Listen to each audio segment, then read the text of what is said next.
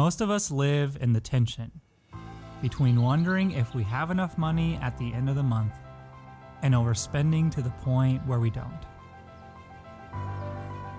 How are we to manage our money? And what if there's a different way to look at how we treat money?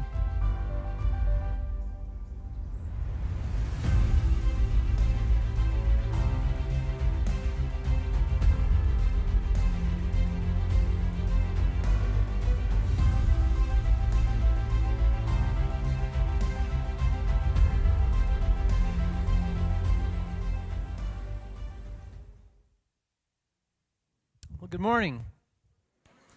It was just a few years ago that my daughter and a friend of hers decided that they were going to carve pumpkins. And it was fall time, so it was appropriate time to do this carving thing. And so I said, that's fine.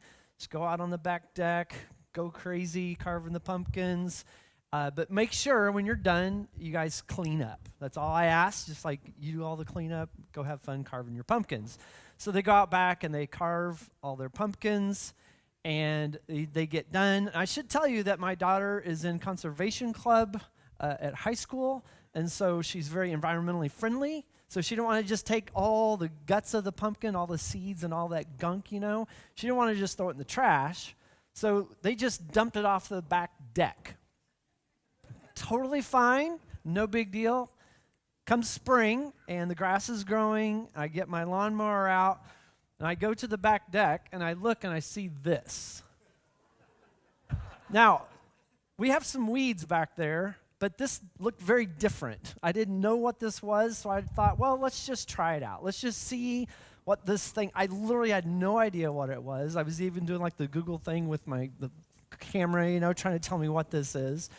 But then as time went on, it began to take form exactly what was going on behind my deck.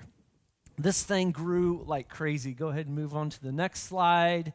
It just kept getting bigger and bigger and bigger. And go ahead to the next one. Came time for harvest. So I'm harvesting pumpkins.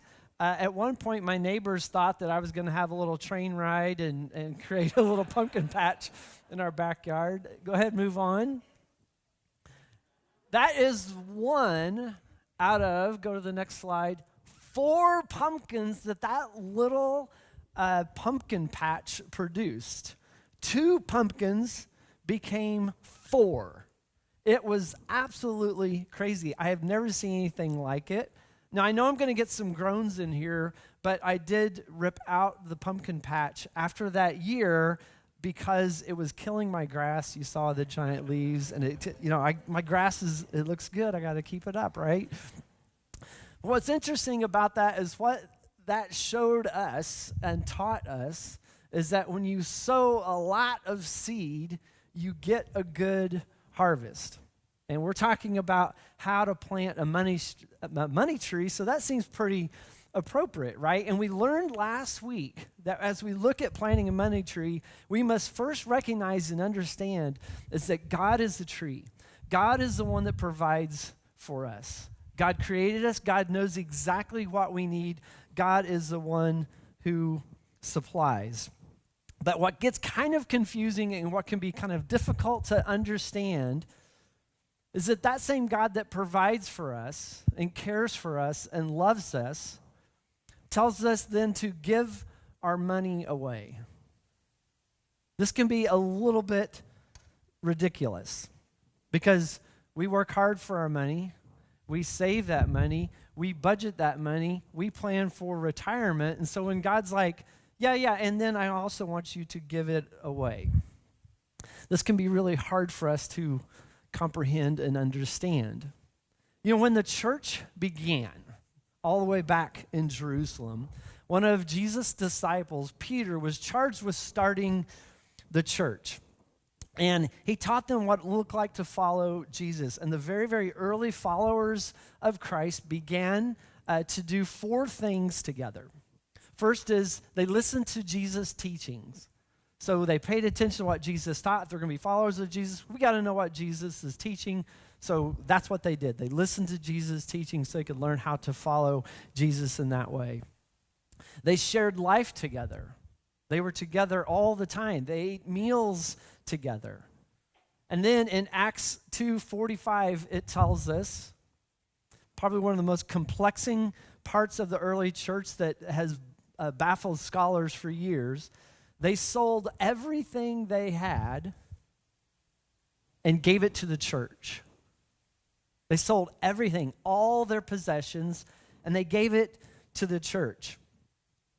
This is how the church started. And it seems like at the core of what it means to follow Jesus is we are to give generously, financially, back to God. That's what we learned from the early church. Now, scholars debate as to why they sold everything and gave it away. I don't know either. If you want to get together for coffee, we can talk about that. But man, I don't really know. I don't get it. There's some people think that we're supposed to follow that, sell everything, pile in a big pile of money, and then we can just all kind of be happy and live together.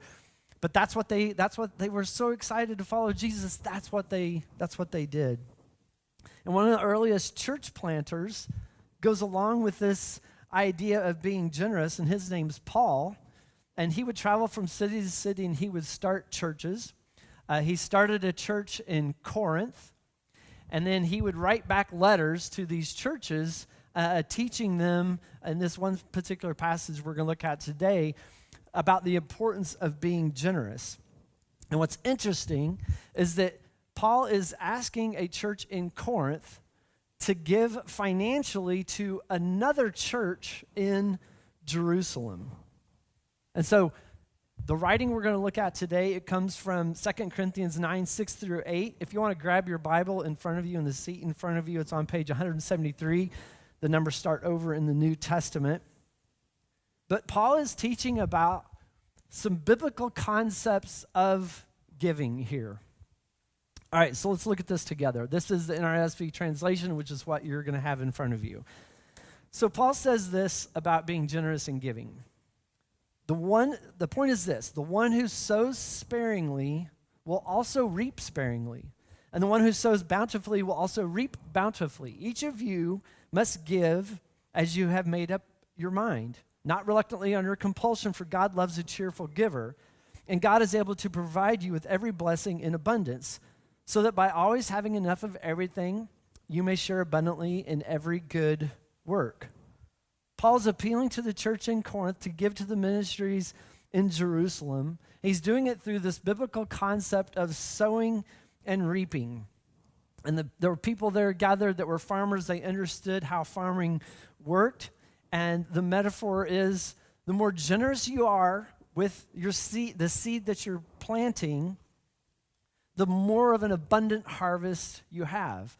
Farmers know and recognize, we know and recognize, you take one seed and put it in the ground, you're not going to have an abundant harvest, i.e. the Resin pumpkin patch, right? You got to put a lot of seed out there, and it will multiply.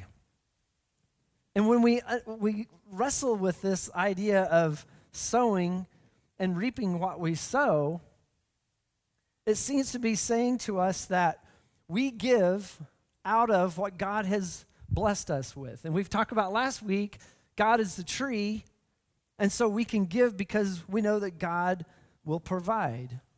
And what Paul is also saying here is give what you've made up in your mind to give, meaning it's between you and God. But when you do give cheerfully, without judgment, without guilt or shame. Be happy to give. Paul is saying our attitude with giving is this should be fun. It should be fun to give.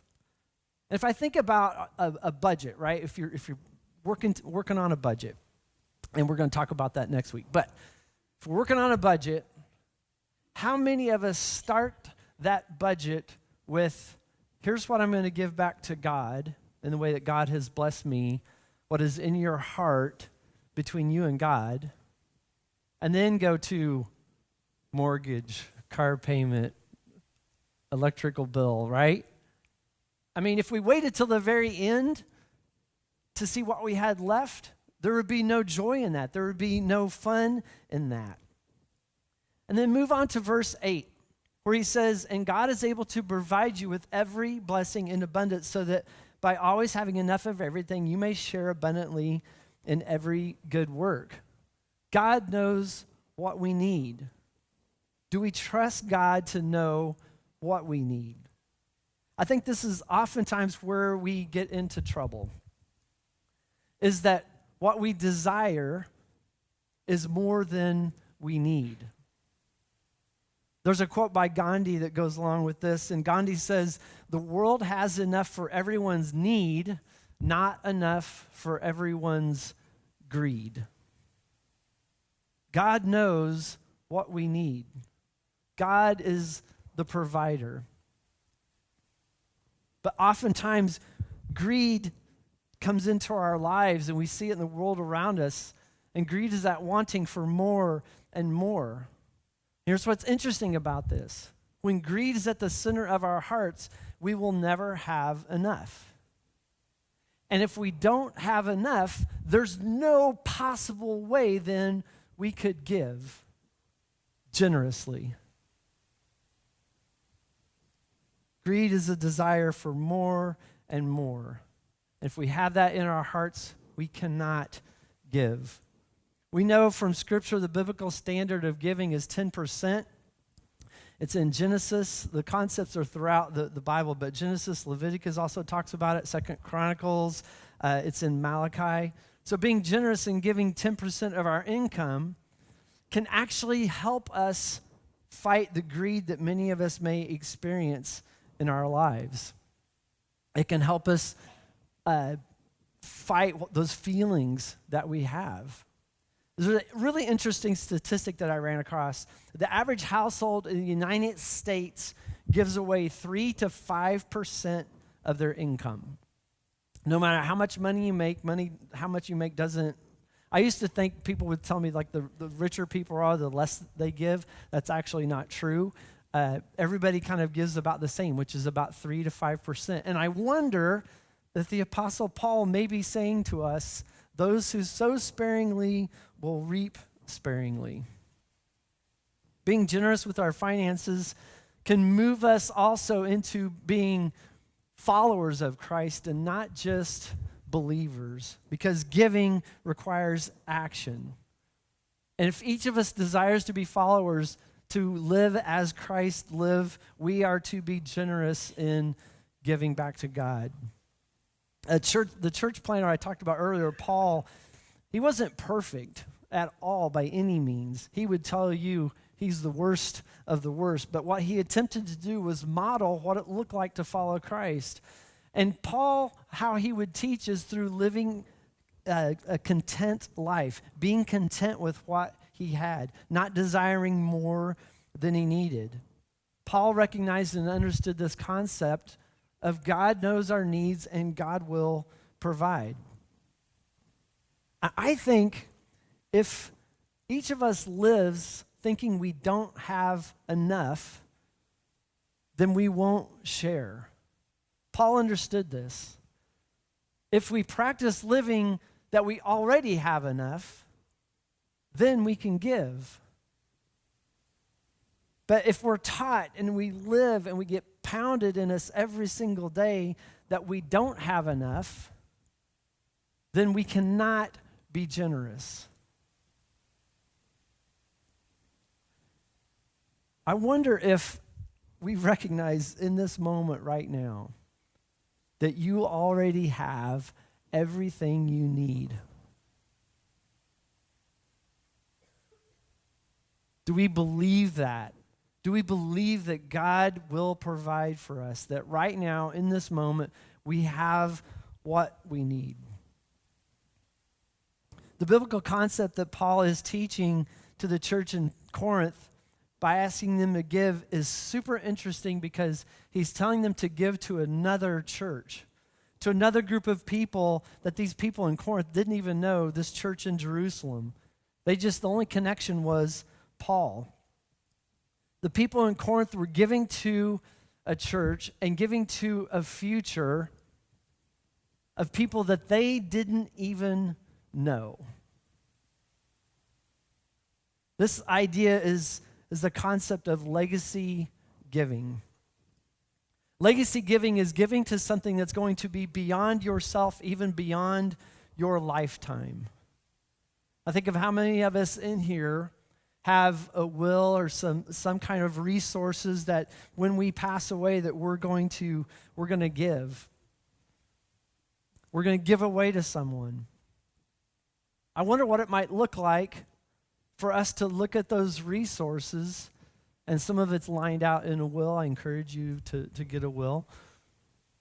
If you place some of those resources towards Good Shepherd, for something to exist beyond your lifetime, this place of building disciples. Friends, I don't know if we recognize this or not, but you and I are sitting, we're standing, we're in this place. We're sitting and standing in someone else's sacrifice. I'm so grateful to the people of this church, long before I was ever here, that had a passion and a desire to serve God by giving financially back to God. Some of those people have gone on to be with Jesus, but their sacrifice remains, their generosity remains, that this place can be a place for years and generations that builds disciples. That's what we are, when we give, that's what we are giving towards. Imagine what that could be like. How many years this church could be in this place, as Becca talked about, where disciples are being built, trained and understanding the teachings of Jesus. It shapes our lives and it changes us. But Jesus also warns something about giving that's really interesting. We're going to look at Matthew 6, 1 through 4, and this is going to be from the New Living Translation, so we'll put the whole thing up on the screen. But this is from the Sermon on the Mount, and he says this about it's kind of a warning, like don't fall in this trap. Jesus says this, watch out. Don't do your good deeds publicly to be admired by others, for you will lose the reward from your Father in heaven. When you give to someone in need, don't do as the hypocrites do, blowing trumpets in the synagogues and streets to call attention to their acts of charity. I tell you the truth, they have received all the reward they will ever get. But when you give to someone in need, don't let your left hand know what your right hand is doing. Give your gifts in private, and your Father who sees everything will reward you. You know, when I look at this, I'm like, okay, I'm in the clear because I don't own a trumpet, so I don't have to worry about that. But what Jesus really, this is a metaphor. They weren't actually blowing trumpets, but what they did do, and what I think we struggle with so much of the time, is we want to be recognized for being generous. We want somebody to see and recognize, hey, look at me, I'm giving, look at, woo, I'm a Christ follower, look at me, I'm giving all this. I think that's a human struggle. They struggled with it back then. I think we struggle with it now. One of my favorite all-time sitcoms of all time is Seinfeld. I know I'm dating myself a little bit, but love Seinfeld. There's an episode called The Big Salad, where George, who's the short, kind of balding guy, he goes and buys a big salad for Elaine. His girlfriend, Julie, takes the salad and gives it to Elaine and kind of in some way takes credit for it. But I want us to watch this.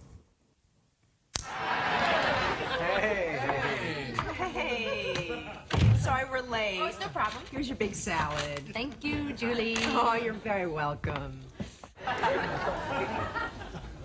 Did you see what just happened here?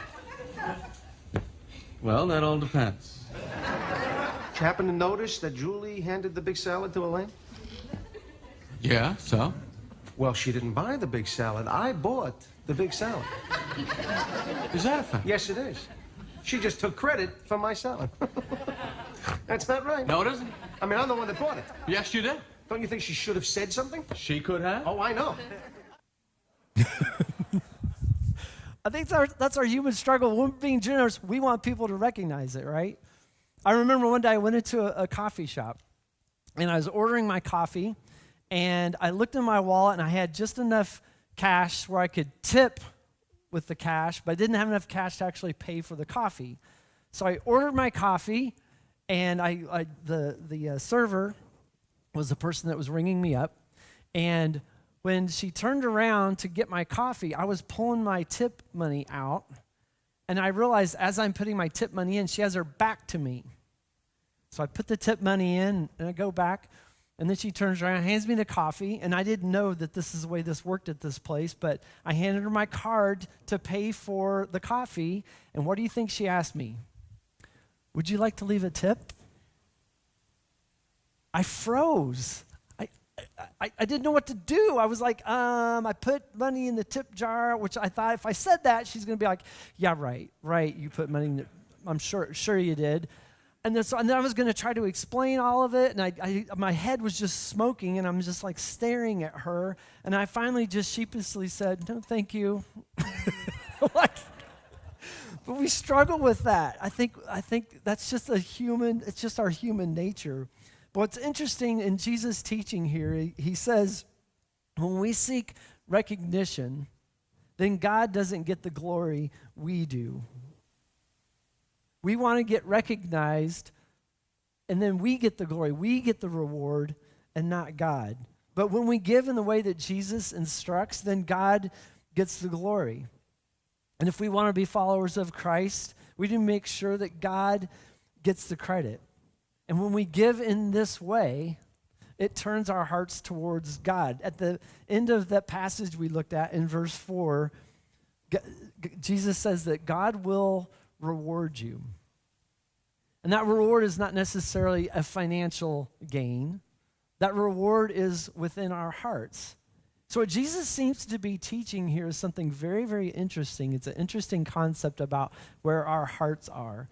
That when we give, and we don't care who gets glory, we don't care what the left or the right hand is doing, we just want God to get the glory.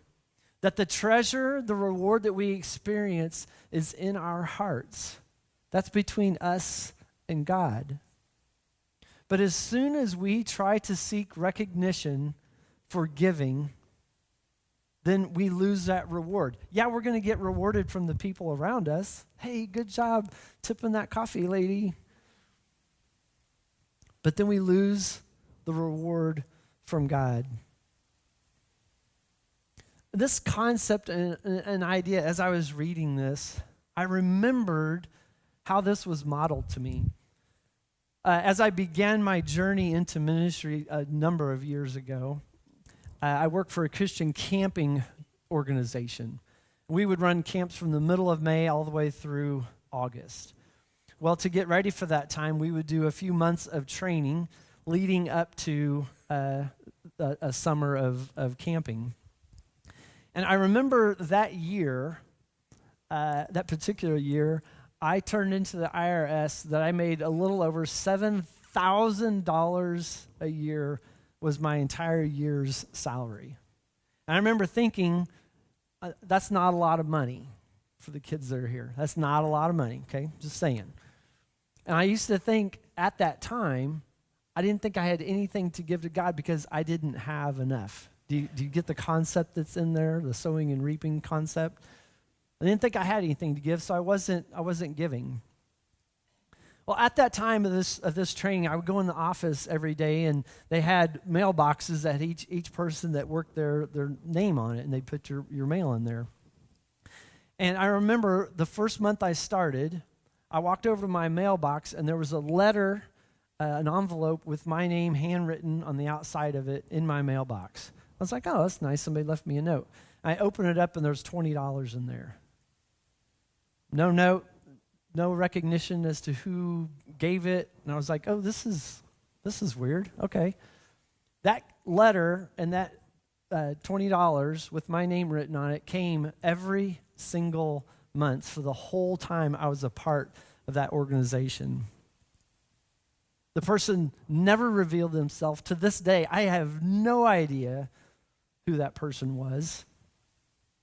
They seem to understand the importance of giving and teaching generosity to a kid who didn't give back to God at that time. They seem to understand that it doesn't matter who gets recognition. I connected immediately this provision was God. God somehow giving to me. I assume as a human, God was using. I don't think it just like appeared magically in the mailbox. But it taught me this concept of giving generously. And then I realized, as I think back on that, I realized I bet the person that was giving me that money probably wasn't making a whole lot more than I was.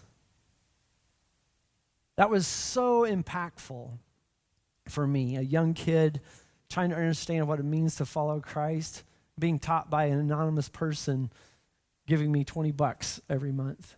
It was soon after that that I began to journey down this idea of giving back to God financially. Doesn't mean I'm perfect in any way. It just means that's one of the big teachers in my life. This person, I have no idea who they are. I think if we consider ourselves Christ followers, I believe the action of giving financially back to God shapes us to look more like Christ. And then we can live with this concept every single day. And that concept is simple. It is we can give freely because God continuously provides for us. That's what Paul is saying. That's what Jesus is saying. God will continuously provide for you over and over and over what you need in your life. When we live this way, we can be happy and cheerful givers because we know God's going to provide. If we live with a scarcity mindset, we're not going to give because we don't have enough. So to answer the question today, how do you plant a money tree? Is you give generously and you will sow what you reap. Amen.